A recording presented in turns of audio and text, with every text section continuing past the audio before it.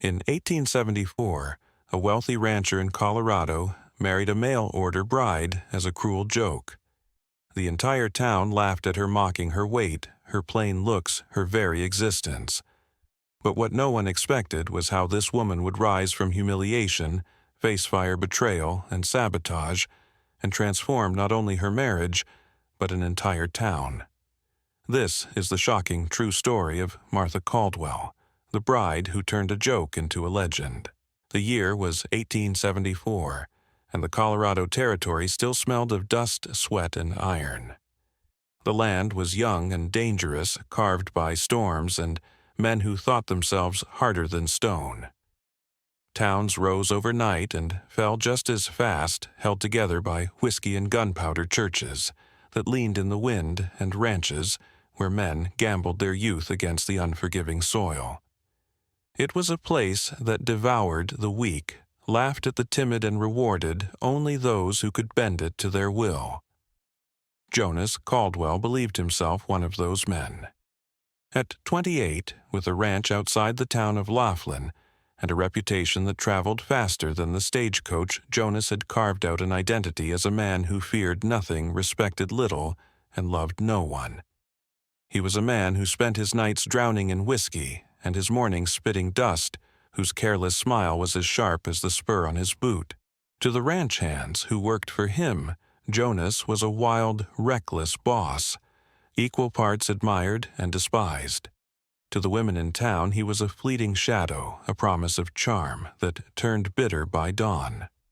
It was in McKenna's saloon, beneath lantern smoke and the clatter of poker chips, that the story began, not with love, not with hope, but with a bet.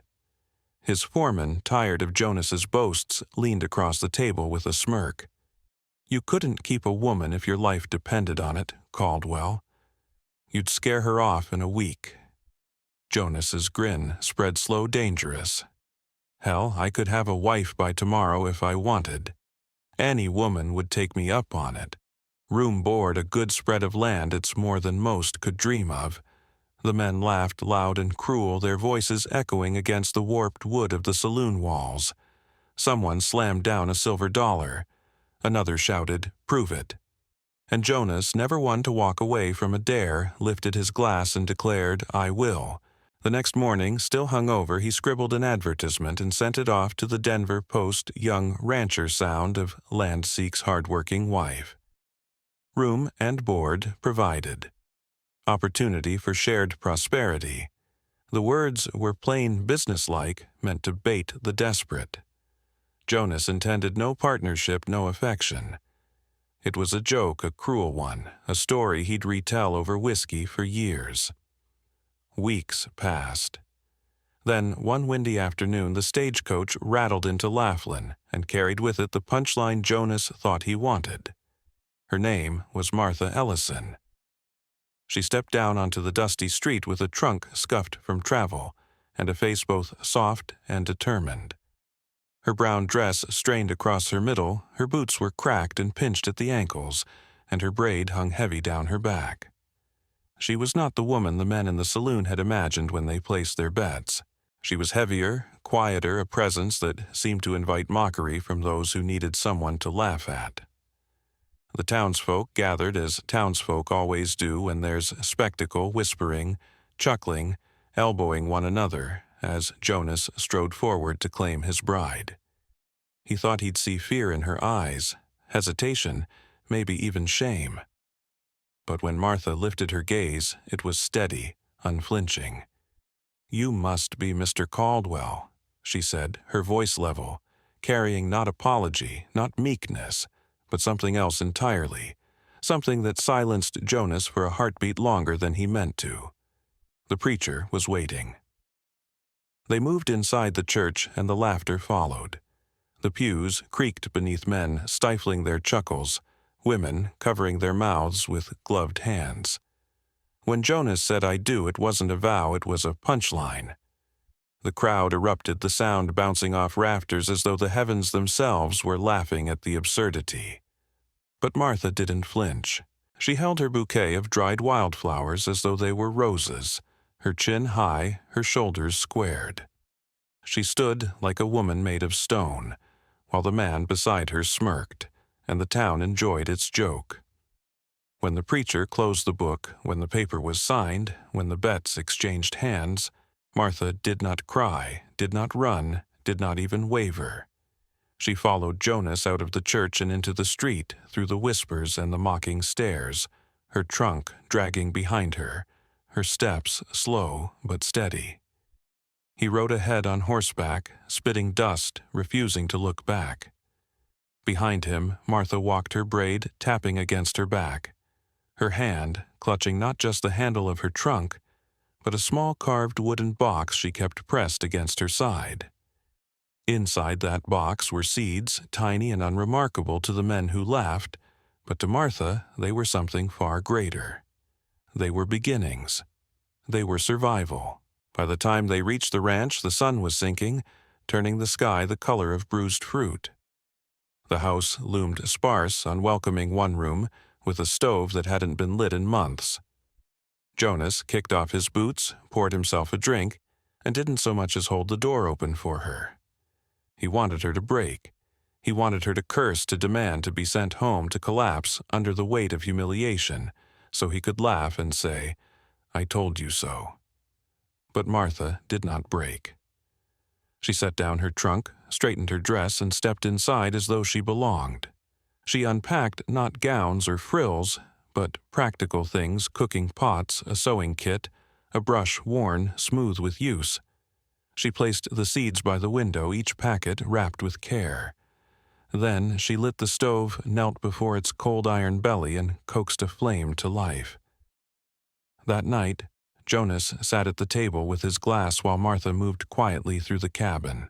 She swept, she mended, she worked until her hands were raw, and she did it all without complaint.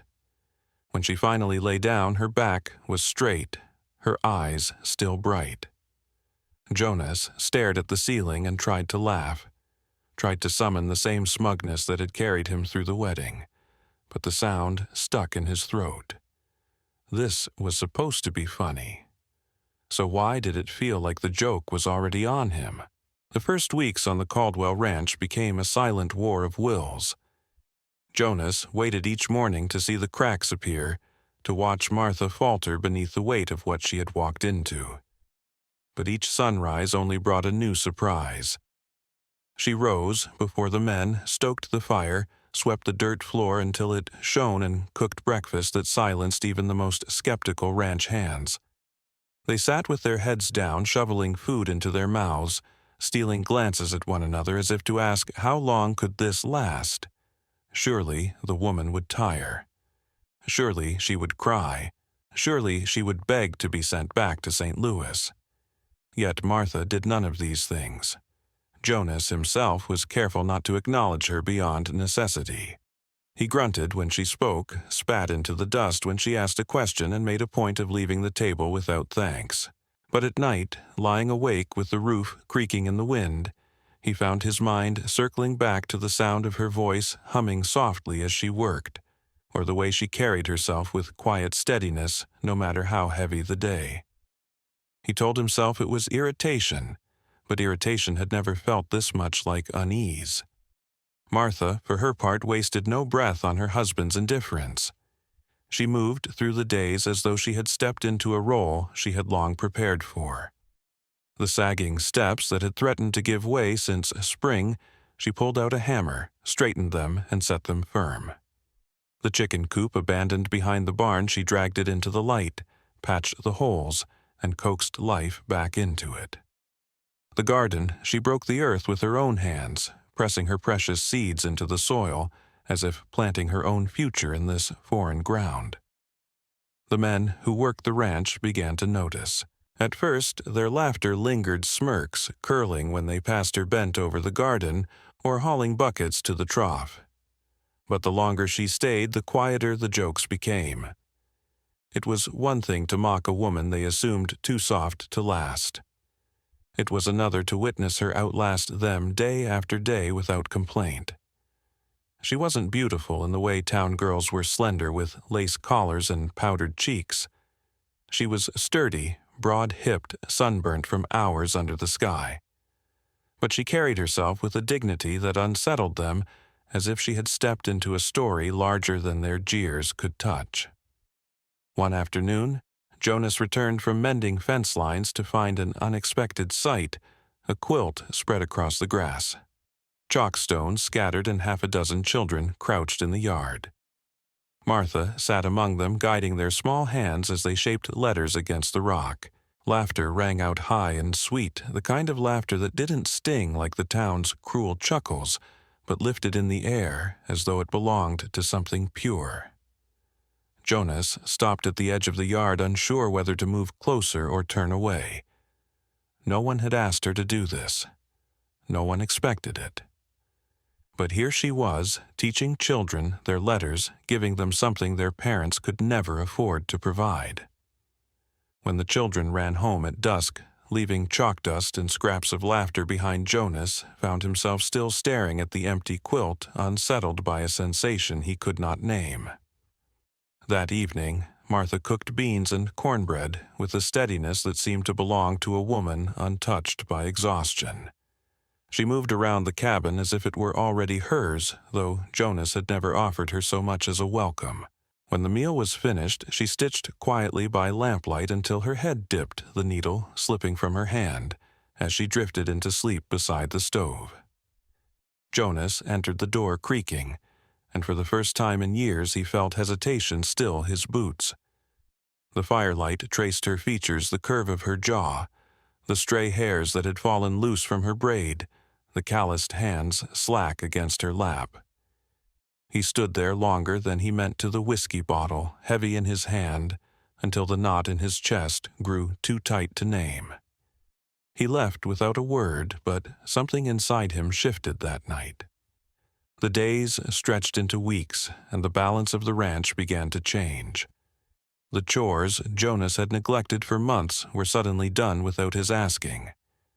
Tools found their places. The pantry, once a jumble of dust and mold, had order and purpose.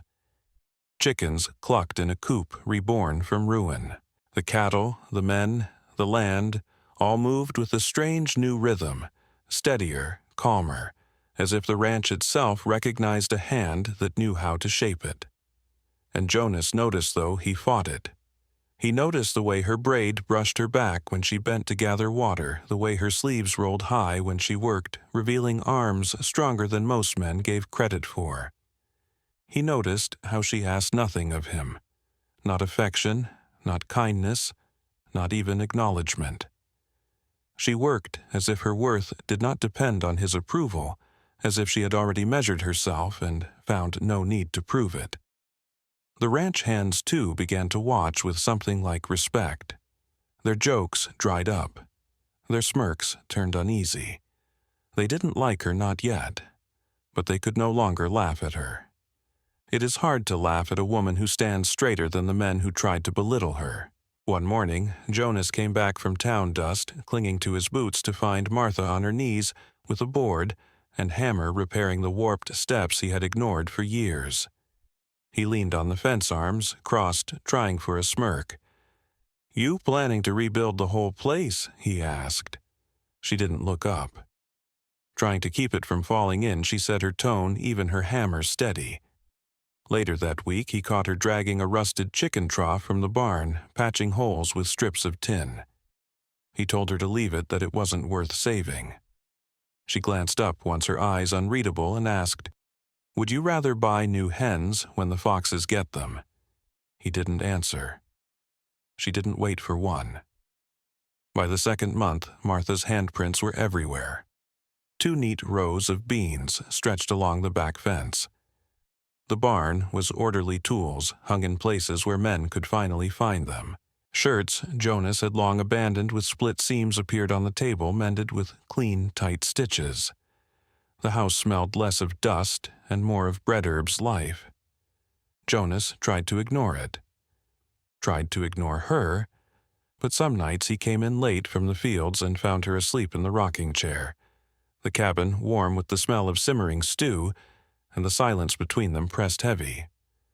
Once he reached to adjust the blanket that had slipped from her shoulders but stopped himself halfway. His hand hovered in the air, the firelight flickering against his skin until he cursed softly and pulled back. This wasn't what he had wanted. This wasn't what he had planned. She was supposed to be a burden, a spectacle, a passing joke to prove his pride. Instead, she was weaving herself into the fabric of the ranch, into the very rhythm of his days, until he could no longer tell where her presence ended and his world began. And the worst of it, the thing that haunted him in the quiet hours, was not that she had stayed. It was that, for the first time in his life, Jonas Caldwell wasn't sure what would happen to him if she ever left. The first warning came folded in a blue envelope, clean and crisp against the dust-stained porch of the Caldwell Ranch. Jonas found it late one evening, tucked into the latch of the door, as though someone had slipped it there quietly, almost respectfully. He broke the seal with little thought, expecting perhaps another demand for payment, another letter from town. Instead, the words cut through him like a blade. To Mr. Jonas Caldwell. My sister is not a woman accustomed to lies or to cruelty disguised as humor. She trusted you when she boarded that stagecoach. I trust she had reason to, but I know men like you. If I learn you've treated her with anything less than respect, I will come to your ranch and gut you like a trout. The letter bore no signature, only a final line pressed deep into the paper, as if the writer's hand had nearly torn it. She may be soft, but she was raised in iron. Jonas read the words twice, his jaw tight, his throat dry. He knew at once who had written it, Ezekiel Ellison, Martha's older brother. He folded the paper, set it aside, and sat in silence, listening to Martha humming faintly in the kitchen as though nothing in the world could rattle her. He could not tell her about the letter. He did not know how. 2 weeks later, Ezekiel arrived. He came on horseback from the east, tall and angular, his posture rigid as a rifle barrel. His eyes were hard-sharp with judgment before a word left his mouth. Jonas stepped onto the porch as the man dismounted, boots sinking into the dust. "You're Jonas Caldwell," Ezekiel said flatly. It wasn't a question. "I am Jonas," replied voice low. "And that's my sister you married." Martha had appeared in the doorway by then, her hands still damp from washing. For a moment her face shifted, an old weight returning, but she did not speak. Ezekiel's gaze swept Jonas up and down like a man measuring wrought in timber. "I know your kind, a rancher with debts a mouth full of lies and no care for the woman standing beside him." Jonas's fists curled at his sides. For once he did not smirk, did not spit. "You don't know me. I know enough." The tension cracked the air. Jonas took a step forward, his voice low but steady. "I married her as a joke. I won't lie about that. I thought she'd last a week, maybe 2. But she stayed. She worked harder than I ever did. She kept this place from falling in. She's stronger than me, Ezekiel. Stronger than most men I know." The confession surprised even Jonas, but the truth of it sat heavy in his chest. For the first time in months, he looked Martha directly in the eyes. Something passed between them. Then something he couldn't name, but could no longer deny. Ezekiel blinked, the sharpness in his stance faltering just for a breath. His gaze shifted to Martha, softened, then returned to Jonas. After a long silence, he nodded once, stiff and reluctant, before mounting his horse. "If you're telling the truth, then prove it," he muttered. And with that he rode away. The encounter left the air heavier than before, but life on the ranch offered no time for reflection. Within days, new trouble appeared in the form of Reuben Sloan, a banker out of Denver with a suit too fine for the land he walked upon. His smile was all teeth and no warmth. Mr. Caldwell Sloan began tipping his hat with mock courtesy. "Your father left more than cattle behind when he passed. He left debts. And debts, I'm afraid, do not die with the man." Jonas's stomach knotted, but he stood firm. "I settled with the bank last spring." Sloan's grin widened. Interest is a cruel thing, Mr. Caldwell. And land values shift. I'm here to collect. The North Fields will do nicely." Jonas bristled, but before he could reply, Martha stepped forward. "The North Fields are useless," she said evenly. "Rock and dust." "Ah," Sloane said, eyes gleaming. "Then you won't mind parting with them." It was a trap, clear as the sky. Jonas bit back his anger, but Martha's expression did not waver. She said nothing more, only watched Sloane with the quiet intensity of a hawk. When the man finally left his promises of return hanging in the air like smoke, Jonas cursed and kicked at the dirt. But Martha was already thinking.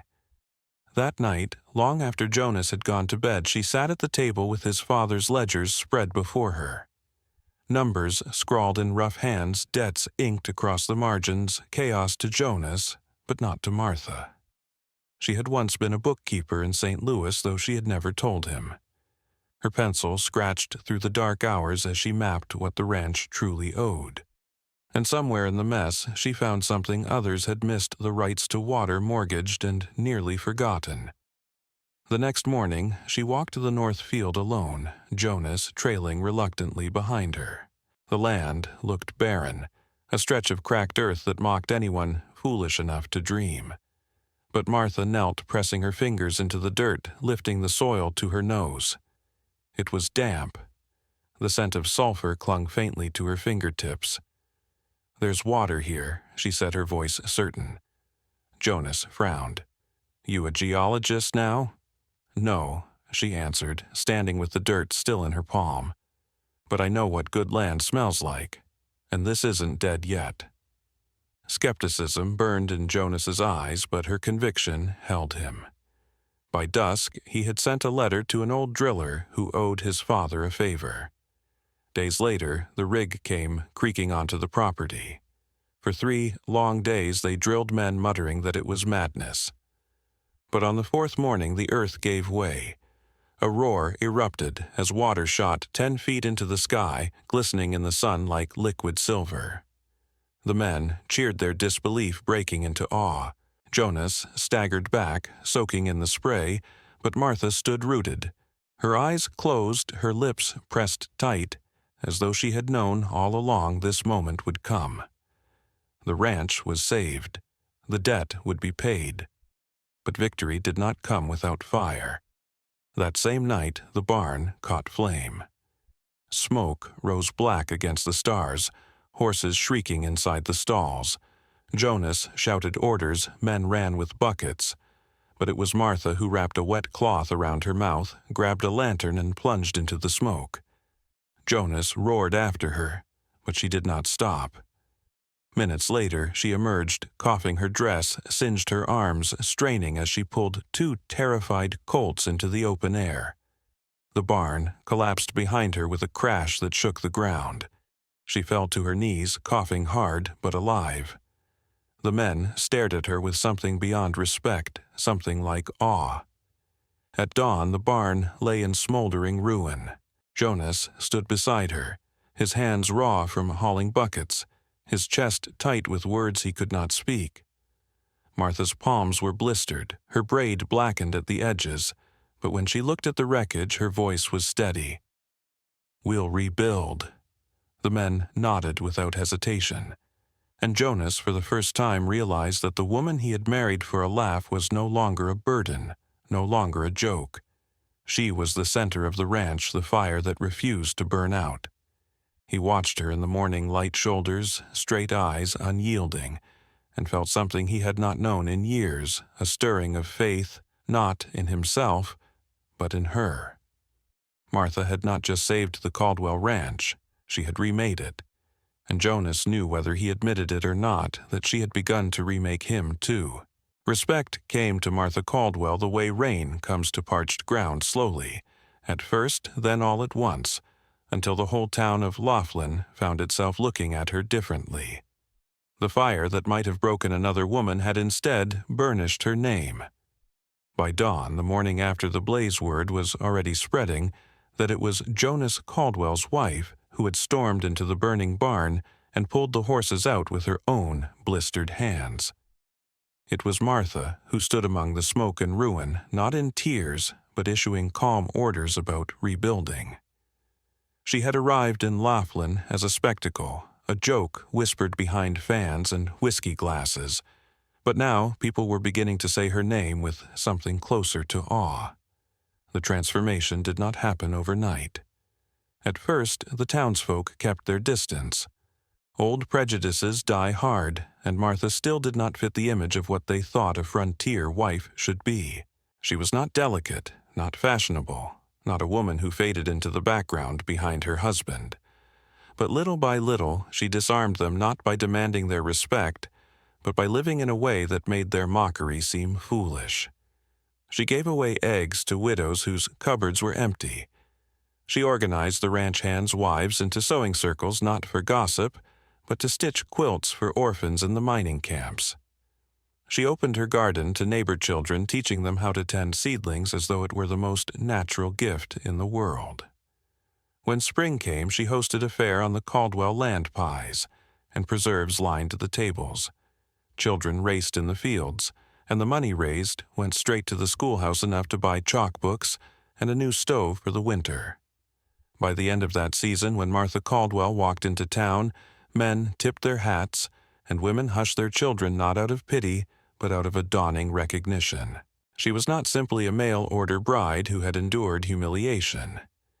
She was proving herself to be a pillar, a figure the community leaned on without realizing it.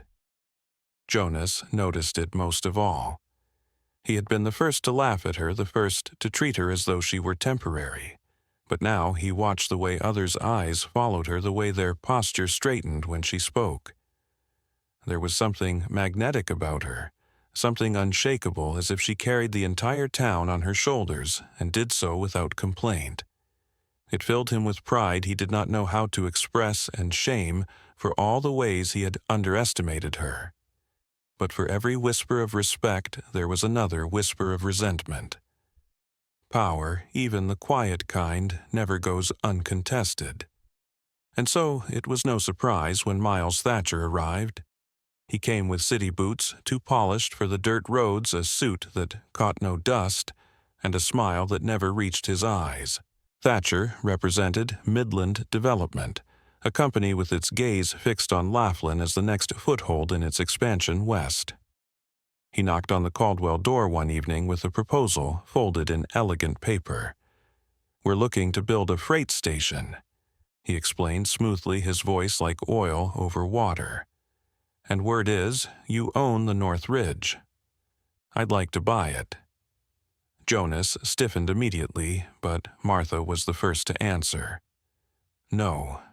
Thatcher's smile held though a muscle twitched in his jaw. "I haven't even named the price." "You don't need to." Her voice was even calm but unyielding. His eyes sharpened. "Mrs. Caldwell, this land could fetch you more than a decade's worth of cattle. Enough to build you a fine house in Denver, enough to leave this rough country behind." Martha folded her arms. "We're already building." Jonas stepped closer, his voice low and hard. "You threatening my wife?" Thatcher's smile returned thinner now. "Not at all. Just making sure you understand the offer won't stand forever." He left with his boots, leaving neat prints in the Caldwell dirt. For weeks afterward, shadows lingered at the edges of the ranch. Men swore they saw strangers riding by at night. One morning, smoke rose again from the barn, though the blaze was caught early. It was a warning, clear as a gun barrel pressed to the back. Martha did not cower. She stormed into the town council's office with dust still on her skirts, her braid pulled tight. The mayor looked up startled as she marched in. "Mrs. Caldwell, I want patrols on our land," she said, her voice carrying. "I want protection. If you won't give it, I'll print posters myself and tell the whole county who let a woman's ranch burn because freight lines pay better than families." The mayor blanched. Within days, a deputy was posted at the ranch's edge. Thatcher did not return, but the fight had marked its beginning. If that had been the end of it, perhaps Martha's story would have faded into a tale told over supper, remarkable but contained. But the people of Laughlin had seen too much of her to let it rest. When the town council called for nominations that summer, Martha Caldwell's name was put forward. It was unthinkable a woman, and not just any woman but the mail-order bride who had once been the town's laughingstock. When she heard of it, Martha laughed in disbelief. "They'll never vote for me." Jonas only smiled, leaning on the porch rail as the wind shifted the fields. "They laughed at us before. Look how that turned out." The campaign was unlike anything the town had ever seen, precisely because Martha did not campaign like a politician. She had no money for posters, no paid speeches. Instead, she stood on porches and hay bales, speaking plain. She told the truth of the fire, the truth of the debts, the truth of how silence cost more than speaking up. She did not flatter. She did not promise riches. She promised to listen, and people listened back. There were jeers, of course. A woman's place, some muttered, was not in town hall. Others whispered that she was too bold, too unyielding. But Martha never shouted them down. She met their eyes, nodded once, and kept speaking. The effect was disarming, unsettling even. Slowly, laughter turned to quiet, and quiet turned to thought. One evening, Jonas returned from a trip to find her standing in the yard with a group of townsfolk gathered close. A widow asked her about taxes. A young rancher wanted her opinion on grazing rights. A shopkeeper pressed her hand in thanks for the quilt she had organized. Jonas stood at a distance, watching his wife in the fading light, and realized with a start that she no longer belonged only to him. She belonged to something larger now, to a community that had once mocked her, and now leaned into her strength like weary travelers into shade. And though the path ahead was far from safe, one truth had become undeniable. The woman who had stepped off the stagecoach to laughter and scorn was now reshaping not only the Caldwell Ranch, but the future of Laughlin itself. The tide had turned, and this time no laughter could undo it. The night the telegram arrived, the air over Laughlin was still and heavy, as if the whole valley were holding its breath. Jonas Caldwell stepped onto the porch where Martha stood alone, her hands braced on the railing, staring into the dark fields. He unfolded the slip of paper slowly, his thumb dragging over the creases. For a long moment he said nothing, only watched the way the lamplight caught the strands of her braid. Finally, he spoke the words that would change everything. "You won," he said. His voice was quiet, almost reverent. Martha turned her head, her face unreadable. "Say it again." Jonas's throat tightened. He repeated the words with more weight this time, as if each syllable rooted itself in the soil beneath their boots. "You won." Her shoulders sank, not with exhaustion, but with release, as though years of laughter, doubt, and scorn had finally slid off her back. "They voted for me," she whispered half to herself. The woman who arrived as a joke. Jonas stepped forward, framing her face in his calloused hands. They voted for the woman who rebuilt this town. That night, as the stars stretched cold and endless above them, Martha Caldwell ceased being only a wife, or even only a rancher's unexpected bride. She had become something far larger, the elected voice of Laughlin, a woman who had turned humiliation into power, who had bent the town's laughter into silence and then into respect. Her first weeks as councilwoman were marked not by grand speeches but by listening. She sat with cattlemen worn down by unfair transport taxes. She spoke with widows who had been told their whole lives that land was not theirs to claim. She visited the schoolhouse where children shivered in winter coats too thin, huddled around stoves that could not keep the cold at bay. She did not promise miracles. She promised attention, honesty, and persistence. And when Martha promised, she delivered. The ordinances began to change. transport taxes were cut, allowing ranchers to sell cattle without losing profit to greedy middlemen. The schoolhouse received new stoves and enough coal to last through the winter. Most radical of all, she pushed through a reform that allowed women, unmarried, widowed, divorced, to claim land in their own name with a single signature. It was a quiet revolution written in ink rather than shouted from pulpits, but it altered the fabric of Laughlin in ways no one could ignore. Not everyone welcomed it. Men muttered in saloons that she was reaching too far, meddling where women had no place. Others whispered that Jonas Caldwell had put her up to it, that no woman could think of such things herself. But Jonas knew the truth, and so did Martha. He had once thought he was marrying weakness wrapped in soft flesh. Now he saw she was steel disguised as tenderness, and every time he saw the way her presence stilled a room, the way even her opponents faltered when she met their eyes, he felt a pride he could not voice. But pride alone could not quiet the shadows that gathered. Miles Thatcher was not finished. Though his attempt to buy the North Ridge had failed, though his warnings had gone unheeded, he still carried the weight of Midland development behind him. One evening, he cornered Martha outside the general store. "You think one election makes you untouchable?" he sneered. "You're still just a fat housewife playing dress-up in a council seat." Martha stepped closer, so close Thatcher had to lean back. Her voice was low, steady. "Say it again. Say it where everyone can hear." His mouth twitched. For the first time since he arrived in Laughlin, Thatcher turned and walked away without a smile. The election had given Martha legitimacy, but it also painted a target on her back. Rumors swirled accusations of forged signatures, whispers that she had tricked the town, mutterings that she had bewitched her husband. The bottling company that had once partnered with the Caldwells hesitated, waiting to see how the storm might break. It seemed that every step forward brought a new shadow. And yet, Martha refused to bend. When summoned to the county clerk's office over the accusations, she walked into the building with her head-high documents clutched in her hands. The men who had once dismissed her as a joke now watched her voice echo against the high ceilings as she pointed out every loophole, every error, every deliberate falsehood.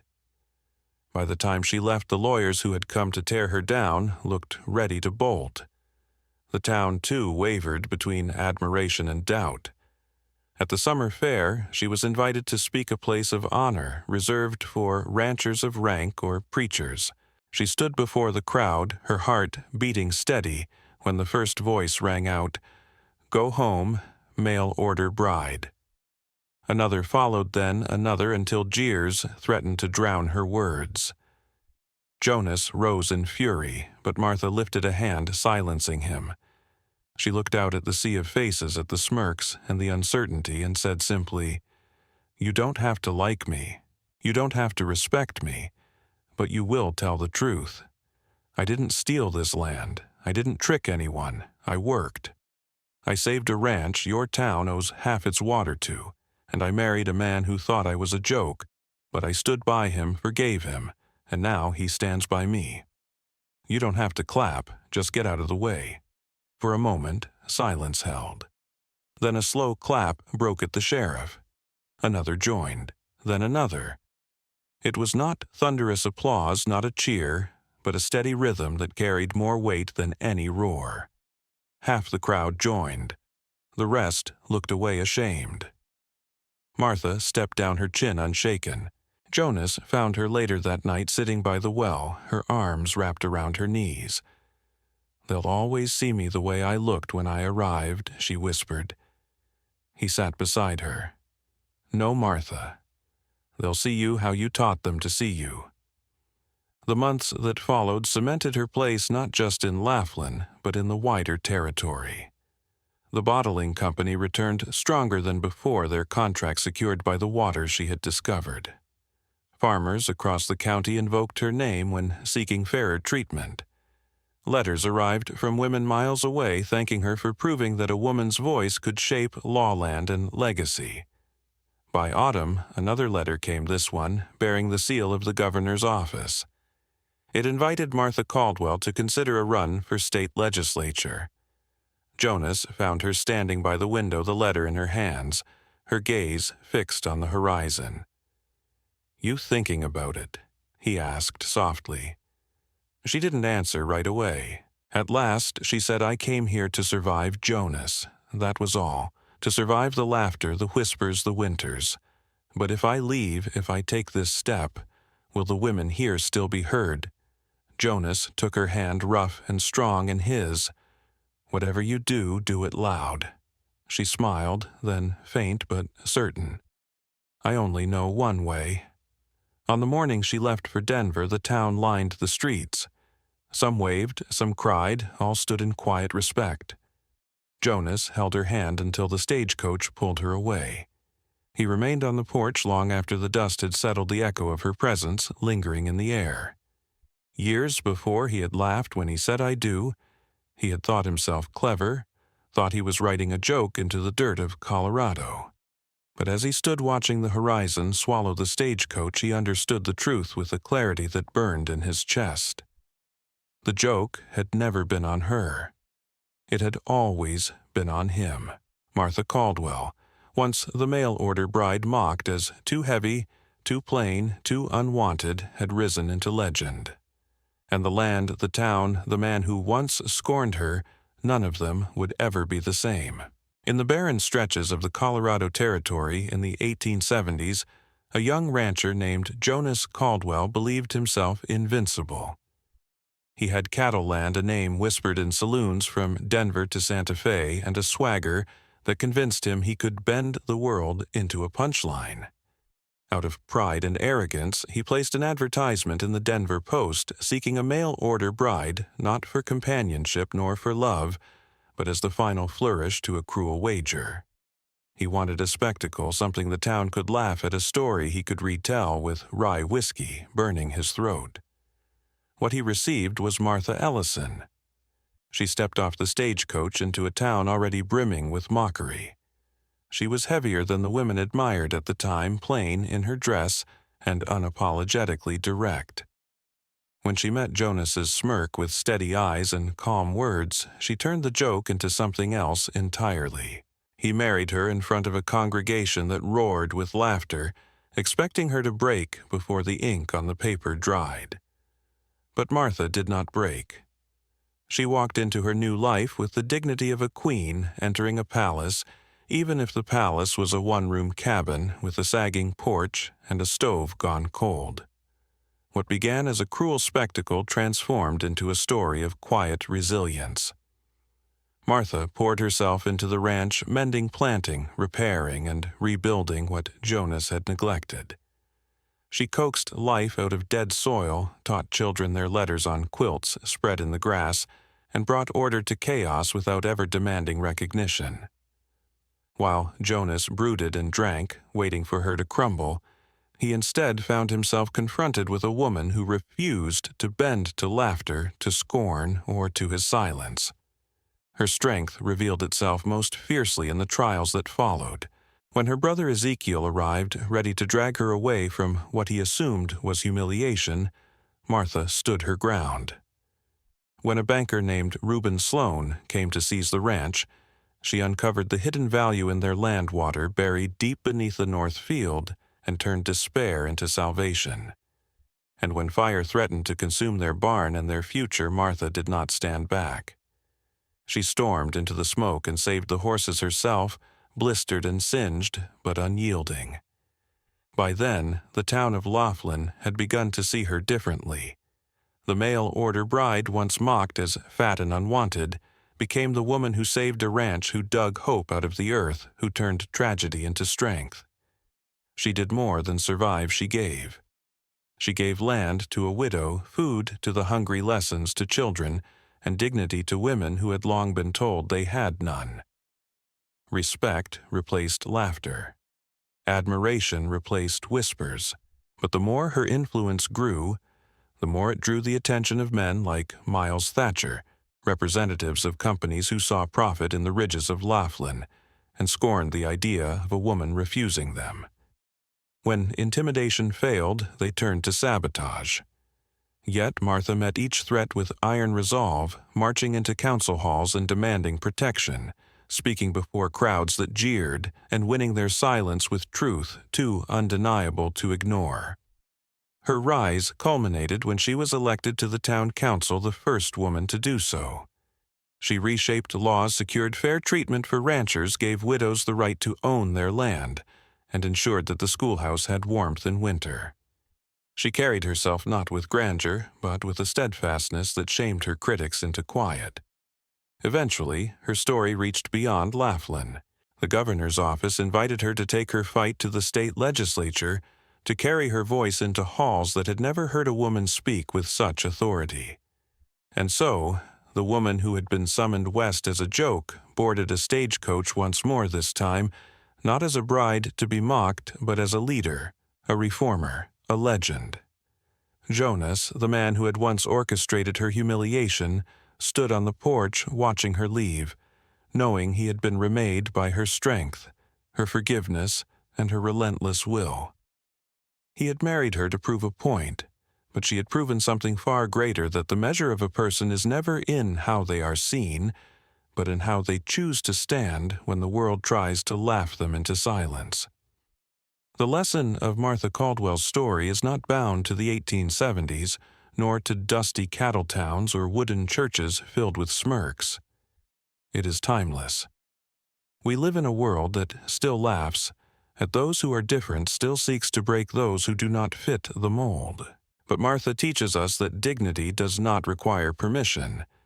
Respect is not begged, for it is earned through persistence, through unshakable strength, through the daily choice to rise again when the world hopes you'll fall.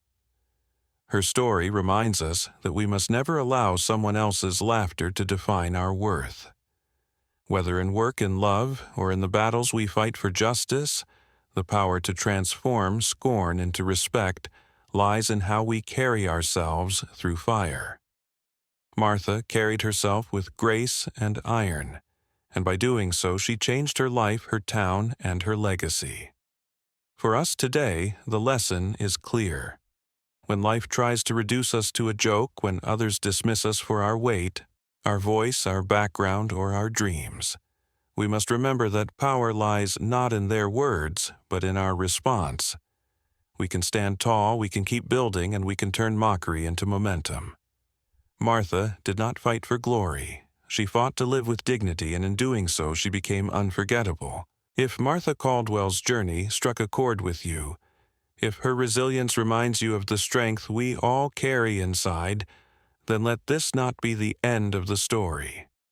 There are countless more tales from the Wild West, of outlaws and lawmen, of pioneers and dreamers, of those who turned humiliation into history and silence into song.